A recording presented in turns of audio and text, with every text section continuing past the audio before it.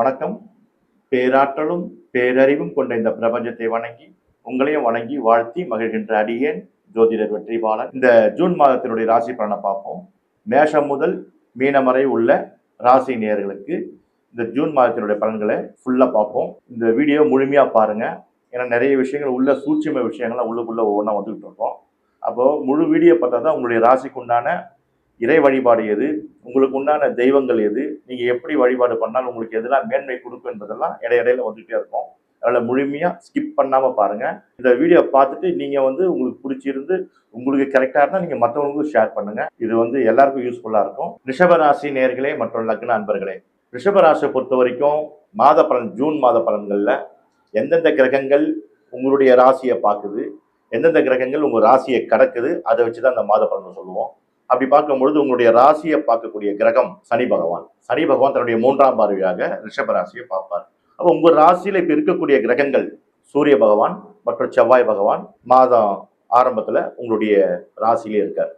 அப்போ சூரியன் பிளஸ் செவ்வாய் காம்பினேஷன் அப்படின்னா என்னன்னா, சூரிய பகவான் நெருப்பு கிரகம், செவ்வாயும் நெருப்பு கிரகம். அப்போ உஷ்ணம் சம்பந்தப்பட்ட விஷயங்கள்ல உங்களுக்கு உடல் சார்ந்த விஷயங்கள்ல அதிகமான அந்த வெயிலுடைய தாக்குதல்ல நீங்க இருப்பீங்க. அப்போ உங்க லக்னமே அப்படி இருக்கும்போது எதுக்கு எடுத்தாலும் டக்குன்னு ஒரு கோபம், அப்புறம் சாலாயிருது, அப்புறம் சாரி கேட்கறது, அந்த மாதிரிலாம் நடக்கிறதுக்கெல்லாம் வாய்ப்பு இருக்கு. இந்த மாதத்துல முதல் நாட்கள்ல அந்த ஜூன் மாதம் 20ஆம் தேதிக்கு பிற்பாடு தான் உங்களுக்கு செவ்வாய் பகவான் உங்களுடைய ராசிக்கு வர்றாரு. அப்போ ஆரம்ப காலத்துல அந்த செவ்வாயுடைய தாக்கம் கொஞ்சம் குறைவாக தான் இருக்கும். ஆனா சூரிய பகவான் உங்களுடைய ராசியில 15ஆம் தேதி இருக்கிறது. 15ஆம் தேதிக்கு அப்புறம் ஜூன் 5க்கு அப்புறம் சூரியன் உங்களுடைய 2ஆம் இடத்துக்கு போயிடுவாரு. அப்போ உங்களுடைய ராசியை பார்க்கக்கூடிய சனி பகவான் அவரை குரு பகவான் பார்ப்பதனால் சனி பகவானுடைய அந்த 3ஆம் பார்வை என்பது தாக்குதலுக்குட்பட்டாக இருந்தாலும் குருவின் பார்வை இருப்பதனால கொஞ்சம் குறைவாக தான் இருக்கும். இதனால பொதுவான பலன் என்னன்னா, தொழில் செய்பவர்களுக்கு நல்ல ஒரு மேன்மை தரக்கூடிய மாதமாக தான் இருக்கும். அவங்களுக்கு அரசு சார்ந்த சில விஷயங்கள்லாம் அவங்களுக்கு கைகூடி வரும். அரசாங்க விஷயத்துல ஏதாவது கேட்டிருப்பாங்க, இல்லை ஏதோ மனு கொடுத்துருப்பாங்க, கம்பெனி வளர்ச்சிக்கோ ஏதோ செஞ்சிருப்பாங்க. அதெல்லாம் இந்த மாதம் 5 தேதிக்குள்ளேயே ஃபர்ஸ்ட் கைக்கு வந்துடும். ஆர்டர் வந்துடும். உங்களுக்கு பெரிய ப்ராஜெக்ட் எதுனா எதிர்பார்த்தீங்கன்னா உங்களுக்கு ஆர்டர் வந்துடும். மாணவர்களை பொறுத்த வரைக்கும் நல்ல ஒரு மாதமாக தான் இந்த மாதம் இருக்கிறது. ஏன்னா அவர்கள் லக்னத்திலேயே சூரியன் இருப்பதனால் அவங்களுக்கு ஆட்சி பலமாக இருக்கிறதுனால அந்த சூரியனுடைய கதிர்வீச்சு நன்றாக அவர்கள் வேலை செய்யும் அந்த ராசிக்கு. அதனால அவங்க தொட்டது தொடங்கக்கூடிய ஒரு வாய்ப்புகள்லாம் இந்த மாதங்கள் ஏற்படும். அவங்களுக்கு தேவையான கல்லூரியில போய் ஜாயின் பண்ணுவாங்க. அவங்களுக்கு தேவையான படிப்புகளை மேற்கொள்வார்கள். பெண்களை பொறுத்த வரைக்கும் ஆடைகள், ஆபரணங்கள், வீட்டு உபயோகப் பொருட்கள்லாம் வாங்கக்கூடிய மாதமாக தான் இந்த மாதம் இருக்கும். ஏன்னா உங்க ராசிக்கு 2ஆம் இடத்துல சுக்கிரனும் புதனும் இருப்பதனால் சுக்கிரன் பிளஸ் புதன் அது வீட்டு உபயோகப் பொருட்கள், செல்போன்ஸ் இதெல்லாம் வாங்கக்கூடிய ஒரு டைமை கொடுக்கும் இந்த மாதங்கள்ல. இந்த மாதங்கள் நீங்க அதெல்லாம் பயன்படுத்தி வாங்கி கொள்ளலாம்.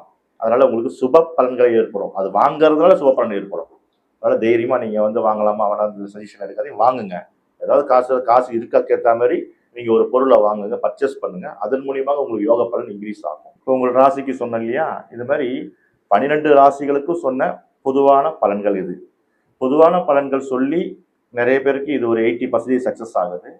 சில பேருக்கு இந்த ப்ரெடிக்ஷன் சூட் ஆகாம இருக்குங்கன்னு சொல்றாங்க. அதுக்கு உங்களுடைய பர்த் சார்ட், உங்களுடைய சுய ஜாதகத்தை நம்ம ஒரு தடவை பார்க்கணும். பார்க்கும் பொழுது அதுல உங்களுக்கு யோகமான கிரகங்கள் எது, அவயோகமான கிரகங்கள் எதுன்னு பார்த்துக்கணும். அந்த தசாபுத்தி அவயோக தசாபுத்தி நடக்குதா, இந்த காலகட்டத்தில் உங்களுக்கு சக்சஸ்ஃபுல் ஆகக்கூடிய சில விஷயங்கள்லாம் இருக்கும், இல்லை டீக்ரேட் ஆகக்கூடிய சில விஷயங்கள்லாம் இருக்கும். அதில் முதல்ல நம்ம கிளியரன்ஸ் ஆகிடணும். நீங்களாம் என்னுடைய கஸ்டமர், என்னுடைய சப்ஸ்கிரைபர், என்னுடைய ஃபாலோவர்ஸ். அதனால உங்களுக்கு மட்டும் நான் என்ன பண்ணுவேன்னா, உங்களுடைய பர்த் சார்ட்டை பார்த்து யோகாதிபதி யாரு, அதில் கர்ணாதிபதி யாரு, உங்களுக்கு அவயோகாதிபதி யாரு, உங்களுக்கு முடக்காதிபதி யாரு, அதாவது 2 கிரகங்கள் நன்மையை செய்யும், 2 கிரகங்கள் தீமையை செய்யும். அந்த தீமை செய்யக்கூடிய கிரகங்களுடைய தசாபுத்தி நடக்குதா இல்லைன்னு முதல்ல பார்க்கணும். அதுக்கு முதல்ல நீங்க உங்களுக்கு யோகம்னா என்ன, யோகமான கிரகங்கள் எது, அவயோகமான கிரகங்கள் எதுன்னு நீங்க முதல்ல தெரிஞ்சுக்கணும். அதுக்கு நீங்க உங்களுடைய டேட் ஆஃப் பர்த் டைம் எனக்கு கமெண்ட் கொடுங்க. அந்த கமெண்ட்லேயே நீங்க கேளுங்க, எனக்கு யோகாதிபதி யாருன்னு கேளுங்க. உங்களுக்கு கண்டிப்பா நான் அது ஃப்ரீயா உங்களுக்கு சொல்லித்தரேன். இது மட்டும் இல்லாம உங்களுடைய சொந்தக்காரங்கள், உறவினர்கள், யாராவது நண்பர்கள் இது நடக்கக்கூடாது, சப்போஸ் நடந்து இருந்தால், அதாவது மருத்துவமனையில் உடல் உபாதைகள் சார்ந்து சேர்ந்திருந்தாங்கன்னா அவங்களுக்கு அந்த டைம்ல அவங்க ஜாதகத்துக்கு போக மாட்டாங்க. அவங்க பாட்டு அவங்க க்யூர் பண்ண தான் பார்ப்பாங்க. அப்போ நம்ம போய் பார்க்குற நேரத்தில் அவங்களுடைய டேட்டா பர்த் டைம் மட்டும் கேட்டு வாங்கி எனக்கு கமெண்ட் கொடுங்க. அந்த கமெண்ட்ல நான் வந்து அவங்களுக்கு ஃப்ரீ ப்ரெடிக்ஷன் கொடுக்குறேன். இது வந்து அந்த உடல் உபாதைப்பட்டவர்களுக்கு மட்டும் ஃப்ரீ ப்ரெடிக்ஷன் கொடுக்க சொல்லி குருநாதருடைய உத்தரவு. அதை நான் உங்களுக்கு கொடுக்க கடமைப்பட்டிருக்கேன். இதை வந்து நீங்கள் முழுமையாக பயன்படுத்திக்கணும். நிறைய பேருக்கு ஷேர் பண்ணுங்க. அடுத்தது வந்து நீங்கள் வந்து எல்லோரும் நல்லா இருக்கணும். எல்லோரும் நல்லா இருப்பீங்க. அனைவருக்கும் என்னுடைய வாழ்த்துக்கள். அடியேன் ஜோதிடர் வெற்றிபாலன், திருவள்ளூர்லேருந்து. நன்றி, வணக்கம், வாழ்த்துக்கள், வாழ்க வளமுடன்.